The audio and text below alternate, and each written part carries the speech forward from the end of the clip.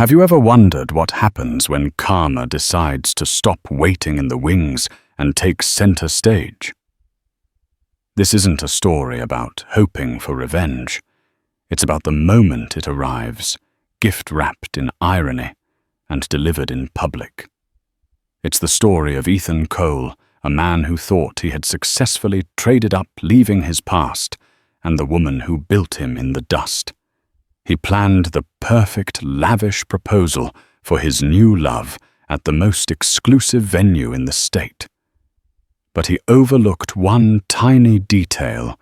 The owner of that very venue was the ex-wife he thought he'd destroyed. Eliza Monroe moved through the Serenity Grove like a queen surveying her kingdom. It wasn't an act of arrogance, but of quiet, hard-won pride. Every stone in the winding pathways, every petal on the cascading wisteria, every shimmering pane of glass in the grand conservatory, she had overseen it all. 3 years ago, this place had been a forgotten, derelict nursery. Now, it was the most sought-after event venue in the region, booked solid for 2 years, out for weddings, galas, and milestone celebrations. It was her sanctuary, her triumph, her fortress built from the ashes of a life she'd been forced to leave behind. Her office, a minimalist space of oak and glass overlooking the main Japanese garden, was her command center. The scent of rain-kissed earth and blooming gardenias drifted through the open balcony doors. It was a peaceful scent, one that usually calmed the lingering ghosts of her past. Her marriage to Ethan Cole felt like a story that had happened to someone else. The earnest, ambitious boy she'd met in a college economics class had morphed over 15 years into a stranger. A successful stranger, to be fair. His tech company, Innovate Solutions, was a roaring success. But she remembered the nights she'd worked 2 jobs to support them, while he coded in their tiny apartment, the inheritance from her grandmother. She'd sunk into his first prototype, the countless dreams she had deferred for his. He had called it their shared journey, their sacrifice. In the end, it was her sacrifice and his journey. The divorce had been brutal, less a legal proceeding, and more a campaign of psychological warfare waged by Ethan. He'd painted her as unsupportive a weight, holding him back from the stratosphere he was destined for. He'd been masterful charming his lawyers and the mediators, while she, hollowed out by the discovery of his long-term affair, had simply wanted it to be over. He'd walked away with the company, the lion's share of their assets, and the woman he'd been seeing, a junior marketing associate from his office named Jessica Reed. Eliza had walked away with a fraction of what she was owed, and a gaping wound where her heart used to be. With that settlement, a pittance to him, but a lifeline to her, she had bought the derelict nursery. Everyone thought she was mad. Ethan had scoffed, telling a mutual friend it was her little gardening hobby. But while he was being lauded in business journals, Eliza was hauling dirt, studying horticulture and sketching architectural plans. The Serenity Grove was built not just with money, but with rage, grief, and a relentless determination to bloom in the wreckage he had left behind. Eliza. She turned from the window. Liam O'Connell. Her venue manager and right-hand man stood in the doorway, a tablet in his hand and a strange expression on his face. Liam was a godsend, a former hotel concierge with an encyclopedic knowledge of hospitality and an unflappable demeanor. He'd been with her since the beginning, believing in her vision when no one else did. "Everything all right, Liam? You look like you've seen a ghost." "Something like that," he said, stepping into the office. He was rarely rattled, which immediately set Eliza on edge. "We have a new priority booking request. It's for a full buyout surprise engagement party. Saturday, 6 weeks from now. It's a cancellation slot, which is why it's so soon." "Okay," Eliza said, turning her full attention to him. "Priority means they're willing to pay the premium. I assume triple the standard rate, paid in full upfront via wire transfer. The money is already in the account." He said, his eyes fixed on her. "They want the grand conservatory, the starlight patio, a full catering package for 100 guests, champagne fountain string quartet, the works. They're even requesting the rare orchids from the greenhouse be used for the centerpieces." Eliza raised an eyebrow. Ambitious and very specific. "Who is this generous suitor?" Liam took a deep breath, the kind one takes before delivering bad news. He handed her the tablet. "You need to see the booking name for yourself."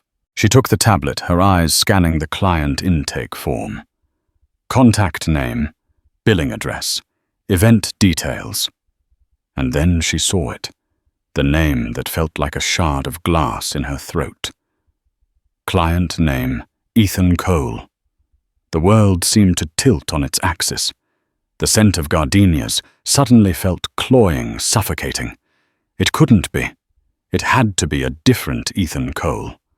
A cruel coincidence. But the billing address was for the penthouse apartment she knew he'd bought with Jessica after the divorce. The contact email was his private one, the one she'd set up for him years ago. It was him.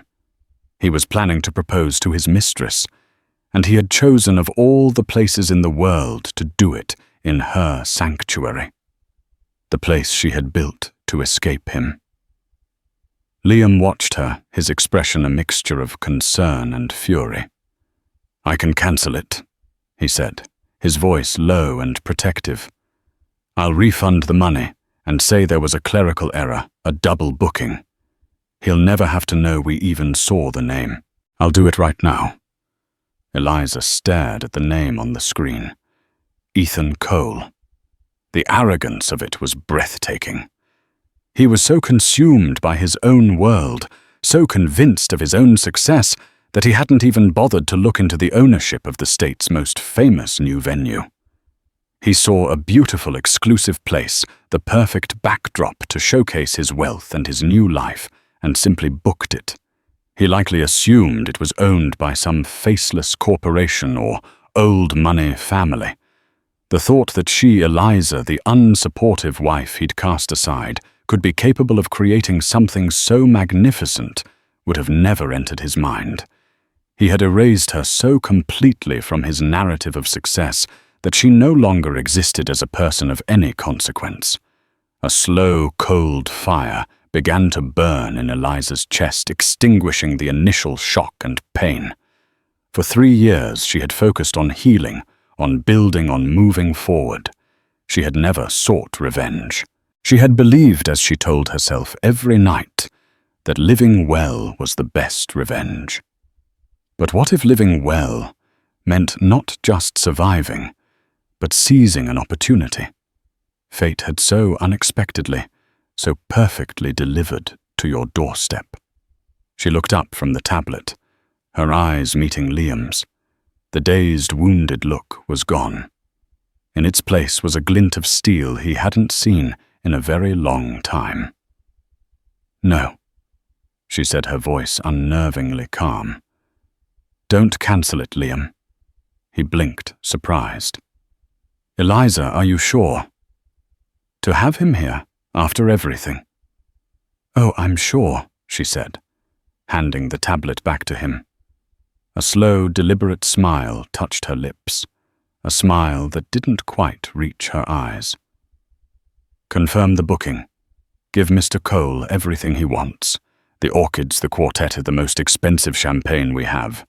Ensure every single detail is absolutely perfect." Liam hesitated, searching her face. "And what about you, Eliza said, turning to look back out at her beautiful, thriving kingdom. "I'm going to make sure it's a proposal no one in attendance will ever forget." To understand the magnitude of Ethan Cole's blunder, One had to understand the foundation upon which his success was built. And that foundation was brick by painstaking brick laid by Eliza. They met when they were 19. Eliza was studying art history, fascinated by the stories behind the canvas. Ethan was a brilliant, chaotic computer science major, full of restless energy and ideas that tumbled out of him faster than he could articulate them. He saw the world in code, in systems waiting to be optimized. She saw the world in color, texture, and emotion. He was drawn to her calm. She was drawn to his fire. Their early years were a cliché of struggling artists and inventors.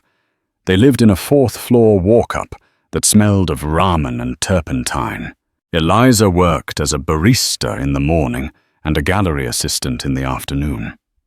Her paychecks covered their rent, their food, and the expensive textbooks Ethan needed. His student loans barely made a dent. When he spoke of his projects, his eyes would light up with a fervor that was contagious. He was going to change the world, he'd say, with an algorithm that could streamline logistics for small businesses. Eliza believed him.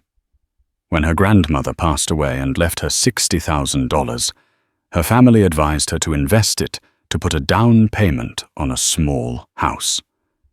Instead, she looked at Ethan, who was on the verge of dropping out of school to work on his idea full-time, and she wrote him a check for the full amount. It's seed money, she'd said, her hand on his. For our future. That money became the bedrock of Innovate Solutions. It paid for the servers, the patent applications, the tiny office space they rented. For the first 2 years, the company hemorrhaged money. Eliza took on a third job, bartending on weekends, her hands raw from hot water and her feet aching. She'd come home at 3 a.m. to find Ethan asleep on his keyboard, the glow of the monitor illuminating the lines of exhaustion on his face. She would gently lead him to bed, whispering words of encouragement he was too tired to hear. The breakthrough came in their 5th year of marriage. A major shipping conglomerate bought a license for his software. The deal was worth millions. Overnight, everything changed.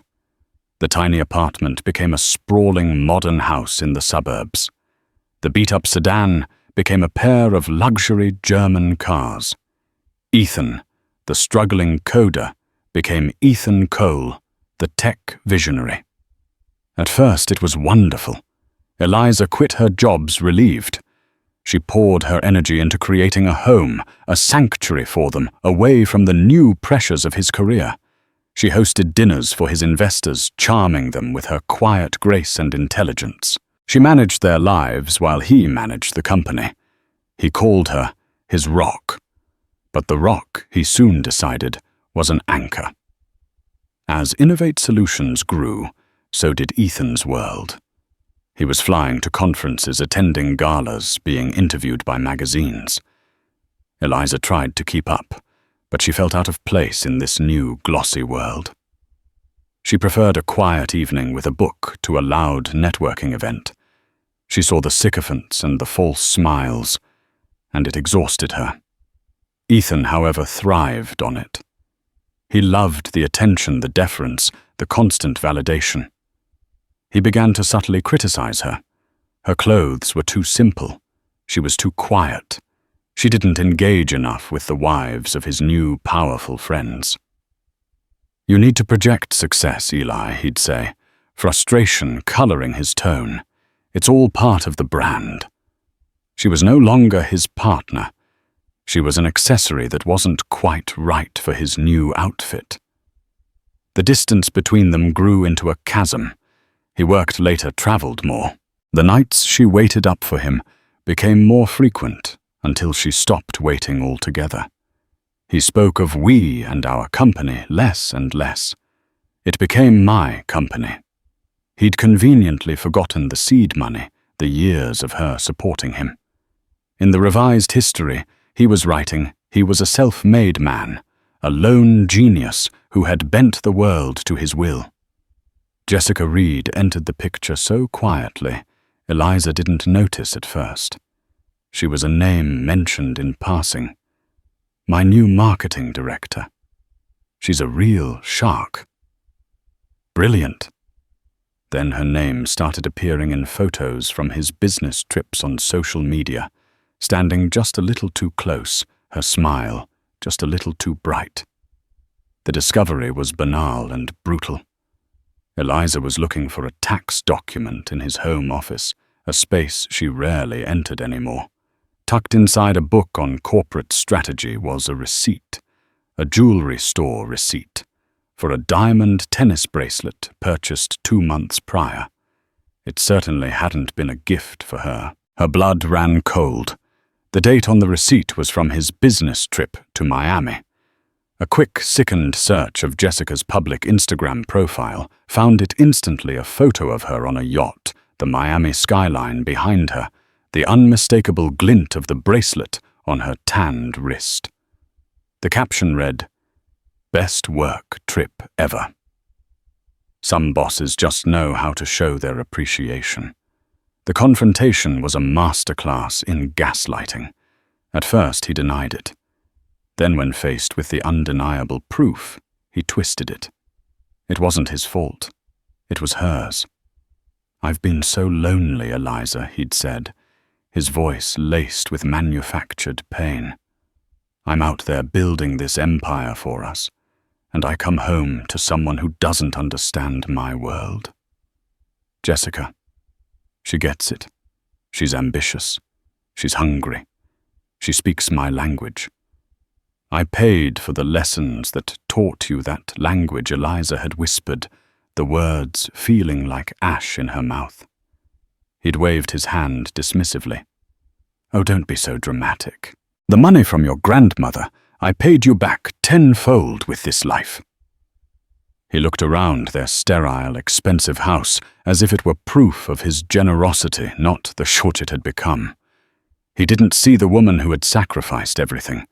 He saw an obstacle, a relic from his past life that no longer fit his current one. The divorce proceedings were his final act of erasure. His lawyers, paid for with the millions she had enabled him to earn, tore her apart. They used her art history degree against her, painting her as a dilettante with no head for business. They framed the seed money as a gift, a foolish whim from a supportive girlfriend, not a foundational investment.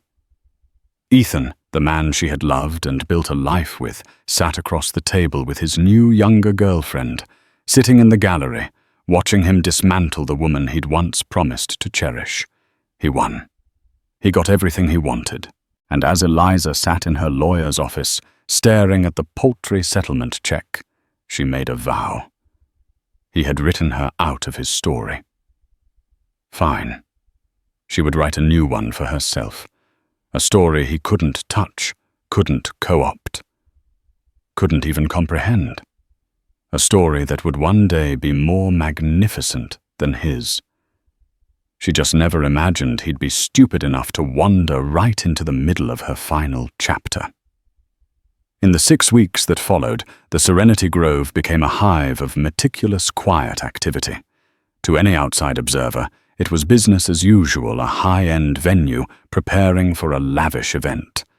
But to Eliza and Liam, every choice, every action was a carefully placed chess piece on the board. He's requested a private tasting for the menu Liam reported standing in Eliza's office one Tuesday morning. He and Ms. Reed will be here on Thursday at 2. Eliza's hands stilled on the floral schematics she was reviewing. For a moment, the thought of seeing him, of seeing them in her space, sent a jolt of pure panic through her. It would be the first time she'd seen him in person since the final soul-crushing day in court. She took a slow, steadying breath. Panic was a luxury she couldn't afford. This wasn't about her pain. It was about the performance. "Fine," she said, her voice even. "I'll be in the city on Thursday. I have a meeting with the gallery curator about the new sculpture installation for the East Lawn. You will handle the tasting, Liam." "Of course," he nodded. "I'll have Chef Antoine prepare the premium selections. Do you have any specific instructions?" The question hung in the air. He was asking if she wanted to sabotage it, to serve them the worst food, the sourest wine. Eliza looked at him, a flicker of amusement in her eyes. "My instructions, Liam, are to give them the best culinary experience of their lives. I want Chef Antoine to pull out all the stops. I want Miss Reed to be so utterly dazzled that she talks about it to all of her friends. I want Ethan to feel like a king, secure in the knowledge that his money can buy him perfection." She leaned forward slightly. "Arrogance needs to be fed before it can be slaughtered." Liam's lips curved into a grin of understanding. "Consider it done." The day of the tasting, Eliza sat in a coffee shop in the city, her phone on the table. Precisely at 2:45 p.m., a text from Liam arrived. "Liam, they're here. He hasn't changed. She looks impressed." Eliza pictured it, Ethan striding into the conservatory, as if he owned it, pointing out the architectural details, taking credit for discovering such a gem.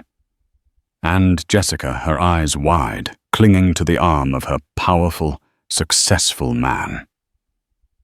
Another text came through 20 minutes later. "Liam. He's complaining about the 14 Bordeaux, says he prefers the 12.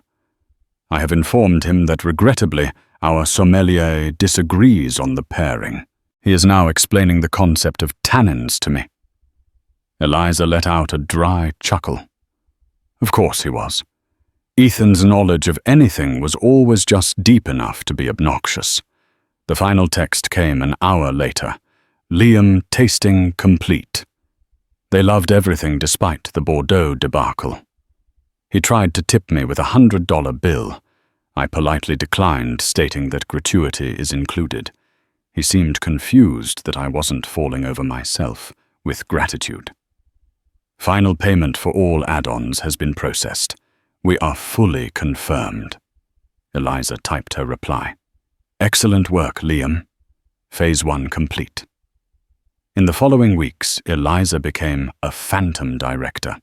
She read every email from Ethan's assistant, every request, every tiny detail he wanted to control. He wanted a specific brand of Icelandic water. Done. He wanted the string quartet to play a modern pop song, arranged in a classical style, as the signal for him to propose. She sourced the sheet music herself. He wanted a videographer and a photographer to capture the moment, unobtrusively, of course. Eliza hired the best in the business professionals she knew, would not miss a single angle. She delegated the on-the-ground preparations to Liam, but she oversaw everything from a distance. She chose the exact shade of cream for the linens. She dictated the placement of the candles to ensure the most romantic, dramatic lighting. She instructed her head gardener to nurture the rare white orchids, his specific request, to their most glorious, breathtaking bloom. She was not just setting a stage. She was crafting a memory. She wanted the evening to be flawless, a diamond of an experience. A perfect, beautiful, glittering moment right before the hammer fell. The night before the event, Eliza walked through the grand conservatory alone. The tables were set the silver polished to a mirror shine. Dozens of candles stood ready for lighting. The air was thick with the sweet, heavy scent of orchids and lilies. It was achingly beautiful.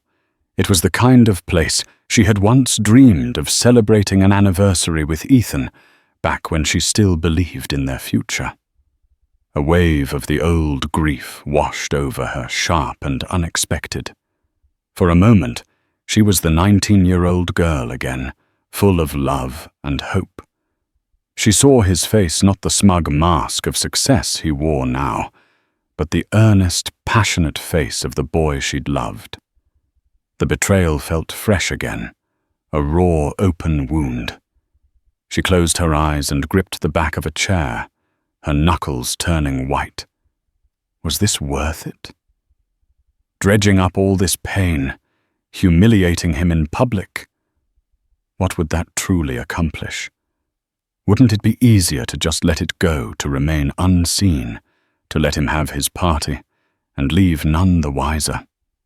Then she remembered the look on his face in the lawyer's office, the dismissive wave of his hand. I paid you back tenfold with this life. He hadn't just taken her money and her love. He had tried to take her past, to rewrite history and erase her contribution. He hadn't just left her. He had tried to diminish her, to make her small so he could feel big. This wasn't just about revenge for a broken heart. This was about reclamation.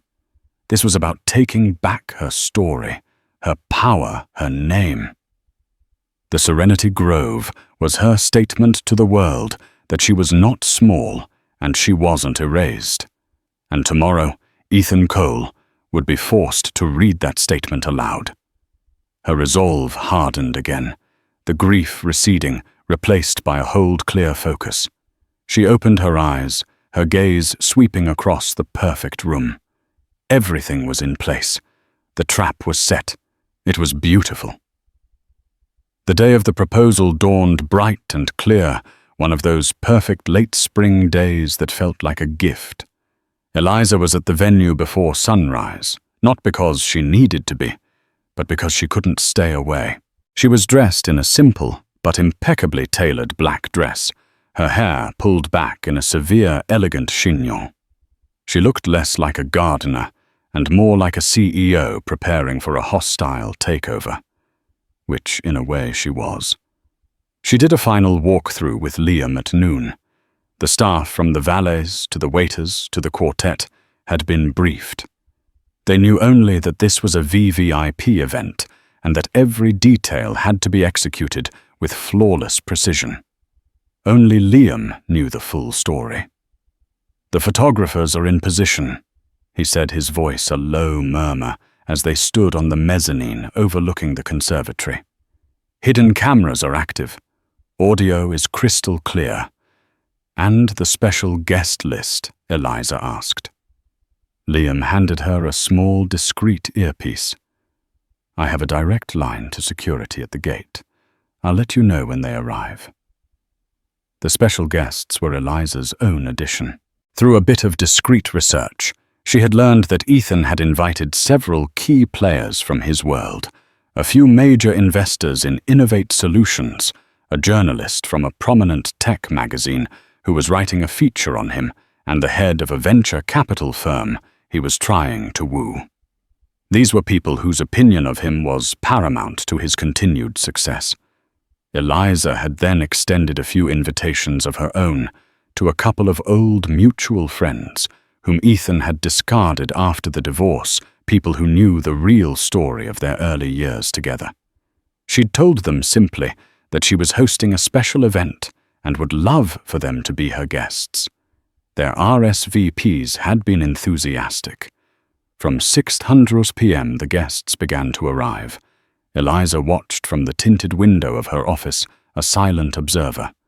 She saw the sleek cars pulling up the women in their glittering dresses and the men in their tailored suits. They were the picture of wealth and influence, the very crowd Ethan had been so desperate to join. They looked up at the magnificent conservatory, their faces filled with admiration. A grim satisfaction settled over Eliza. They were admiring her work, her vision. At 6:45 p.m., Liam's voice came through her earpiece. Black Bentley approaching the gate. "It's him." Eliza's heart gave a single hard thud against her ribs. She zoomed in with the security camera feed on her monitor. The car stopped and a valet opened the passenger door. Jessica Reed emerged. She was wearing a stunning, form-fitting white dress, looking every bit the blushing bride-to-be. She was beautiful, Eliza had to admit, with the easy confidence of youth and adoration. Then Ethan got out. He looked exactly as she remembered, yet different. He wore an expensive charcoal suit that fit him perfectly. He had the same confident stride, the same charming smile he flashed at the valet. But there was a hardness in his eyes she hadn't seen before, a sheen of profound self-satisfaction. He scanned the entrance of the Serenity Grove, a look of ownership on his face. He wasn't just a guest. He was the master of ceremonies, the man whose wealth had made all this beauty possible for the evening. He took Jessica's hand, and she looked up at him with an expression of pure worship. Eliza felt a pang, not of jealousy, but of a strange, detached pity for the girl. She had no idea the man whose hand she was holding was standing on a foundation of lies. "They're entering the conservatory," Liam reported. Eliza watched on her monitor as they stepped inside. She heard the collective gasp from Jessica audible even through the sound-dampened glass of her office. The room was breathtaking. The late afternoon sun streamed through the glass ceiling, illuminating the thousands of flowers. The string quartet was playing a soft, romantic melody. Waiters moved silently with trays of champagne. Ethan beamed, soaking in Jessica's awe and the impressed glances of his guests. What do you think Eliza could practically hear him say? "Only the best for you." Eliza watched him work the room. He clapped his investors on the back, shared a laugh with the tech journalist, and guided Jessica from group to group, presenting her like a trophy. He was in his element, the charismatic tech mogul, the generous host, the romantic hero of his own story. He moved with an unassailable confidence, completely and utterly oblivious. It was the most pathetic and the most dangerous she had ever seen him. He had climbed so high he had completely forgotten the ground beneath his feet. Or more accurately, who owned it? Eliza took a deep breath, straightened her dress, and checked her reflection one last time. Her face was calm, her eyes clear. The time for observation was over. She pressed the button on her earpiece. "Liam," she said, her voice steady as stone. "I'm on my way down to the mezzanine. Let me know when he begins his speech." "Understood," Liam replied. "Showtime." The sun began to set, painting the sky in hues of orange and violet that filtered through the glass roof of the conservatory. The candlelight took over, casting a warm, flickering glow across the faces of the 100 guests. The atmosphere was perfect, charged with anticipation. Everyone knew what was coming. Ethan Cole stood at the center of the room, beaming. He tapped a glass with a spoon, and a hush fell over the crowd. Jessica stood beside him, her hand tucked in his arm, her eyes shining with unshed tears of happiness. She looked at him as if he had hung the moon and stars which in her world he had. From her vantage point on the darkened mezzanine balcony, hidden from view, Eliza watched. She could see everything, the adoring look on Jessica's face, the smug satisfaction on Ethan's, the impressed faces of his investors. "Thank you all for coming tonight." Ethan began, his voice smooth and confident, amplified slightly by the room's acoustics. "I wanted you all here, our closest friends and esteemed colleagues, to share in a very special moment." He turned to Jessica, his voice softening with practiced tenderness. "Jessica, my love. When you came into my life, it was like someone finally turned on the lights. I was in a dark place, working tirelessly, building a dream, but feeling like I was doing it in a vacuum. I was with someone who didn't share my vision, who couldn't comprehend the scale of my ambition." A murmur of sympathy rippled through his hand-picked audience. Eliza felt a cold knot tighten in her stomach. He was doing it. He was actually using his proposal speech to her to slander his ex-wife. The sheer audacity was stunning. That previous chapter of my life was about limitations. He continued, his gaze locked on Jessica's. It was about being told to be careful, to be smaller, to not dream too big. But then I met you. You saw the vision. You saw me. You're not just my partner in love. You are my partner in ambition. You challenge me. You inspire me. And you make every single victory sweeter. He was painting himself as the victim who had escaped a passionless, restrictive past. He was validating his affair, framing it as a heroic act of self-liberation. From the corner of her eye, Eliza saw one of the old mutual friends she had invited, a woman named Carol, shift uncomfortably and exchange a wide-eyed, disbelieving look with her husband. They knew the truth. They had been there for the ramen noodle nights. I built my company from nothing, Ethan declared, puffing out his chest, with my own 2 hands and a relentless drive to succeed. And now I want to build our future, here in this incredible place which represents the kind of beauty and success I want to surround us with for the rest of our lives. He paused for dramatic effect. The string quartet on cue began to play the soft instrumental version of a popular love song. This was the signal. Slowly, deliberately, Ethan Cole dropped to one knee. Jessica's hands flew to her mouth, a tear finally escaping and tracing a path down her cheek. The guests sighed collectively. The photographers, hidden in plain sight, began to click their shutters more rapidly. He held up a small black velvet box. He opened it to reveal a diamond ring so large it seemed to catch and refract every single ray of candlelight in the room. It was ostentatious, a statement piece designed to scream wealth. "Jessica Reed," he said, his voice thick with emotion. "You are my future. You are my everything. Will you do me the incredible honor of becoming my wife?" For a moment, silence hung in the air, thick and sweet. "Yes," Jessica breathed, her voice barely a whisper. "Oh, Ethan, yes, of course, yes." The room erupted in applause. Ethan slid the colossal ring onto her finger and rose to his feet, pulling her into a passionate kiss. Champagne corks popped.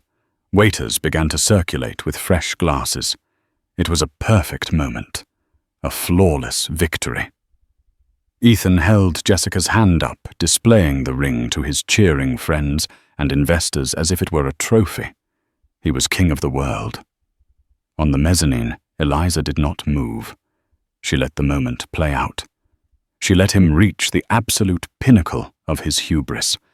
She let the photographers capture his triumphant smile, his absolute self-assurance.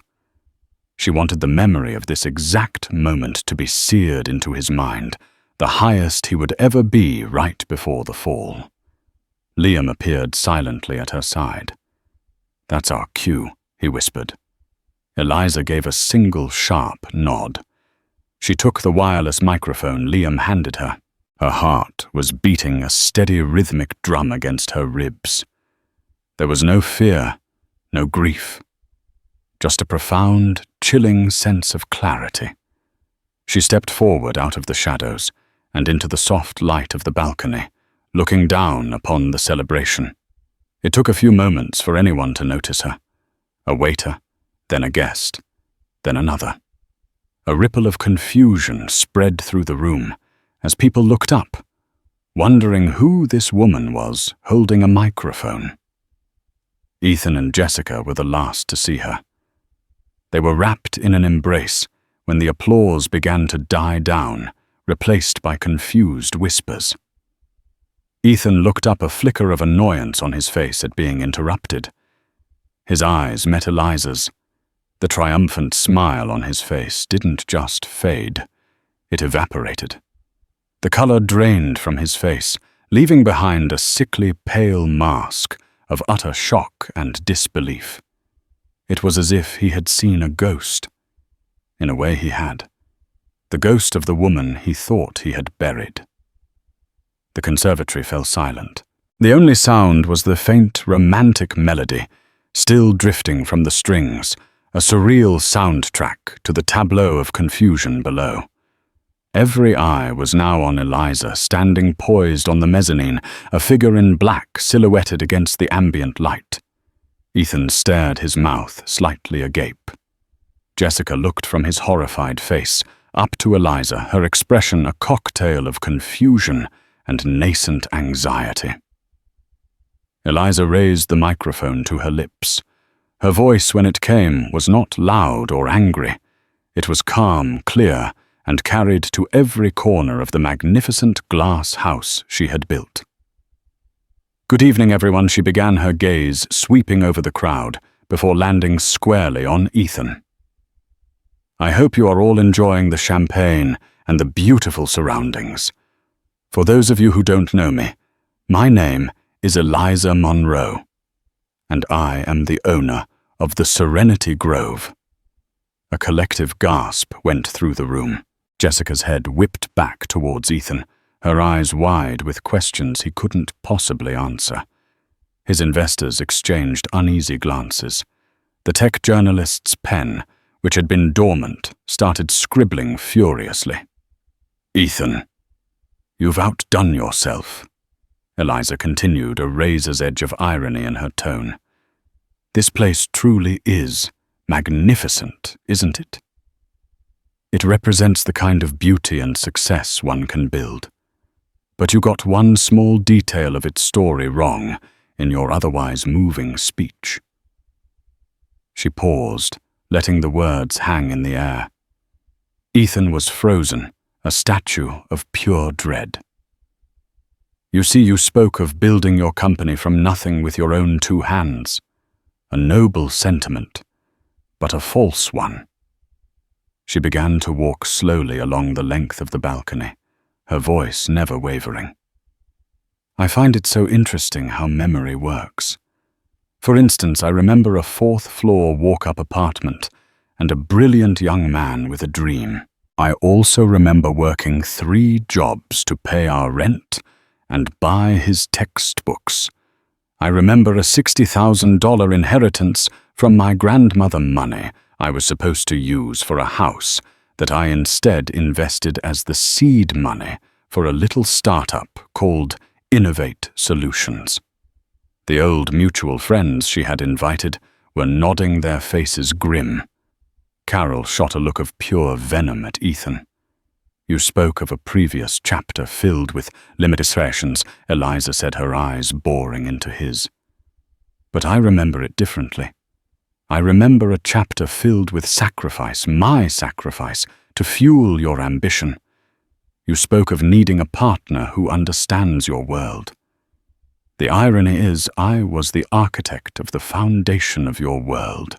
You just built your penthouse on top of it and forgot to send a thank you note." Jessica had taken a step back from Ethan. The dazzling ring on her finger now seemed like a lead weight. Her fairy tale was crumbling into a nightmare before her very eyes. "But don't worry," Eliza said, her voice turning dangerously soft. "I'm not here to ask for a thank you. I'm a business owner after all, and I believe in contracts and compensation. You see, when our marriage ended, your very expensive lawyers did a masterful job of framing that $60,000 as a gift.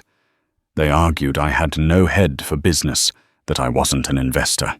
I was just the foolish, doting wife." She stopped directly above him, now looking down like a judge from the bench. "But here is another fun fact of business that you seem to have overlooked in your meteoric rise. A foundational investment, when made under specific pretenses before a company is incorporated, can, with the right legal team, be recontextualized, especially when new evidence of fraudulent misrepresentation during the divorce settlement comes to light. Evidence like, say, a public speech where the beneficiary of that investment willfully misrepresents the origins of his success in front of 100 witnesses, including members of the press and his own financial backers. The color which had been gone from Ethan's face seemed to drain away further, leaving him looking grey and ill. The investors were no longer exchanging glances. They were staring at Ethan with undisguised horror. The venture capitalist he was courting slowly took a step back, creating physical distance between them. "So I want to thank you, Ethan." Eliza said the final words, delivered with chilling precision. "Thank you for choosing my venue for this grand gesture. Thank you for paying triple my standard rate. That payment, along with the digital recording of your speech tonight, will serve as Exhibit A in my lawsuit, which was filed by my legal team at 6 o'clock this evening. We are not just seeking the return of the principal investment. We are seeking equity. 35% of Innovate Solutions, to be exact. The percentage we verbally agreed upon all those years ago in our tiny kitchen. The silence that followed was absolute. It was the silence of a bomb detonating. Jessica let out a small, choked sob and ripped the ring from her finger, throwing it onto the floor between them, where it landed with a dull, anticlimactic clink. Eliza looked at her for the first time, a flicker of something unreadable in her eyes. "And to you, Ms. Reed, a piece of advice. The next time a man tells you a story about his heroic escape from a terrible past, I suggest you do a little fact-checking, especially on who owns the property you're standing on." With that, she placed the microphone on the balcony railing, turned without a backward glance, and walked back into the shadows, leaving utter chaos and devastation in her wake. The performance was over. The fallout was not a storm. It was a nuclear winter for Ethan Cole. In his sterile penthouse, surrounded by the trappings of a life he thought he had secured, he watched his world burn on the 50-inch television screen. The first video to go viral was shaky filmed on a guest's phone, but the audio was brutally clear. It was Eliza's voice, calm and cutting, followed by Jessica's choked sob and the dull clink of the ring hitting the marble floor. By dawn, higher quality clips from the professional videographer he himself had hired had been leaked. The story was everywhere, from sleazy gossip sites to the front page of the financial news section. The headlines were merciless. "Innovate or hate, tech CEO's proposal becomes public trial." "The ghost at the feast. How Ethan Cole's ex-wife dismantled his emir with a single speech." He spent the first 12 hours in a state of frenzied denial, pacing his apartment and barking into his phone. He called his lawyer, his PR team, his board chairman. The responses grew progressively colder. His lawyer advised him to say nothing. His PR team told him the narrative was unwinnable. The board chairman's call was brief and glacial, informing him of an emergency virtual board meeting the following afternoon. His final desperate call was to Jessica. It went to voicemail 5 times before she finally picked up.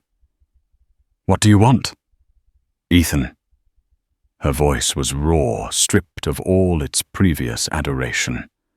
"Jess, baby, listen to me," he pleaded, his voice cracking. "This is a misunderstanding. She's a bitter, crazy woman, trying to ruin my life. Our life. We can fight this together." A humorless, brittle laugh came from the other end of the line. "Our life? You mean the life you built on her money? The life where you lied to me every single day? You didn't just lie about her, Ethan. You lied about you. You made me a laughing stock. My face is everywhere, a meme for the girl who got proposed to and humiliated in the same breath. Did you ever love me? Or was I just another shiny object to prove you'd traded up? Of course I love you, he insisted. But the words sounded hollow even to his own ears. Don't she, said her voice, dropping to a whisper of pure contempt. My things will be gone by the end of the day. Have a good life, Ethan. You deserve it. The line went dead. He stared at his phone. The silence of the penthouse suddenly deafening. The emergency board meeting was a digital execution.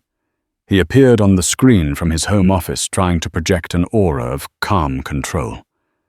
The faces of the board members, grim and unforgiving, stared back at him from their respective boxes. They didn't let him speak. The chairman read a prepared statement detailing the catastrophic damage to the company's reputation, the nose-diving stock price in pre-market trading, and the immediate withdrawal of interest from the venture capital firm. They invoked a morality clause in his contract. He was asked to resign as CEO effective immediately, or he would be terminated. He was given 60 seconds to respond. Swallowing his pride, rage, and fear, Ethan resigned. The call ended. In less than 48 hours, he had lost his fiancée, his company, and his name. Meanwhile, at the Serenity Grove, a different kind of storm was brewing. The phone rang incessantly. The email inbox was flooded. Liam had to hire 2 temporary assistants just to field the inquiries. There were interview requests from national news programs, messages of support from women all over the country, and most consequentially, booking requests. So many booking requests. It seemed every woman who had ever been wronged wanted to have her wedding her birthday. Her company's gala at the venue that had become a symbol of female empowerment. Eliza instructed her staff to politely decline all interview requests. She had said everything she needed to say. She met with her old friend Carol for lunch a week later. You're a legend, you know that Carol said, raising her glass of iced tea. Every woman in my book club is calling it the unveiling. You didn't just get even Eli. You got historical. It wasn't about being a legend, Eliza said, stirring her soup. It was about closing a book that he ripped the last pages out of. I just wrote the ending myself. The legal battle was an anticlimax. Faced with ironclad evidence, public humiliation, and a board that wanted the problem to disappear, Ethan's legal team advised him to settle and settle quickly. The final agreement was staggering. It gave Eliza a financial windfall that ensured she would never have to worry about money again, and it established her as a significant minority shareholder in Innovate Solutions. She now owned a piece of his legacy, the ultimate poetic justice. One beautiful afternoon, about a month after the incident, Liam found Eliza in the secluded part of the garden. She called her thinking spot. She was on her hands and knees, carefully tending to a bed of newly planted hellebores, her trousers smudged with dirt. She looked up as he approached, shielding her eyes from the sun, and for the first time since he'd known her, she looked completely and utterly at peace. The final papers are signed and filed, he said, his voice gentle. All accounts have been settled. It's officially, finally over. Eliza sat back on her heels, wiping a smudge of dirt from her cheek with the back of her glove. She nodded slowly, absorbing the finality of it. There was no triumphant cheer, no surge of elation. It was the quiet, profound relief of a marathon runner crossing the finish line exhausted, but victorious. The ghost that had fueled her rage and her ambition was gone, and she wasn't sure what to feel in the quiet it left behind. He's been completely bought out of the company, Liam added quietly. Sold his remaining shares to the board. He's gone. Good, she whispered, more to herself than to him. Liam watched her for a moment, seeing not the formidable CEO or the avenging ex-wife, but the woman who loved the feel of earth in her hands. "Eliza," he began a little hesitantly, "you've won. You've built this incredible place. You've secured your future. But for the last few years, every single thing you've done has been a reaction to him. Building this place was a reaction. The unveiling was a reaction. What happens now?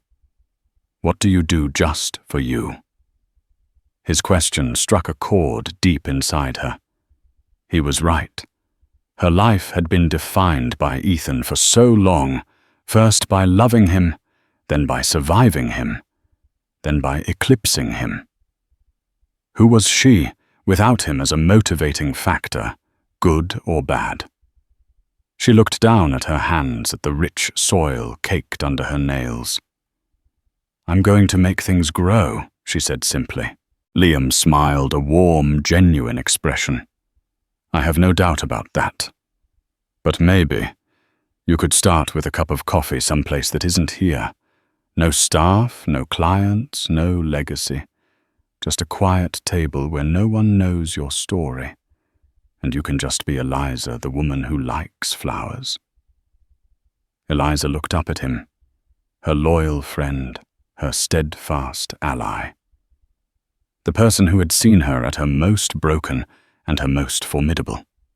In his offer, she didn't hear pity or even a romantic overture. She heard a simple, profound invitation to start a new chapter 1 that began not with a grand statement, but with a quiet, ordinary moment of peace. A true smile, the first of its kind, in years, spread across her face, reaching her eyes and making them shine. "I'd like that very much, Liam," she said, her voice clear and light. "I would like that more than you know." And so Ethan Cole's grand gesture became the catalyst for his own undoing, while Eliza Monroe's quiet strength bloomed for the whole world to see. This story serves as a powerful reminder that the truth has a funny way of coming to light, often at the most inconvenient moments for those who try to bury it.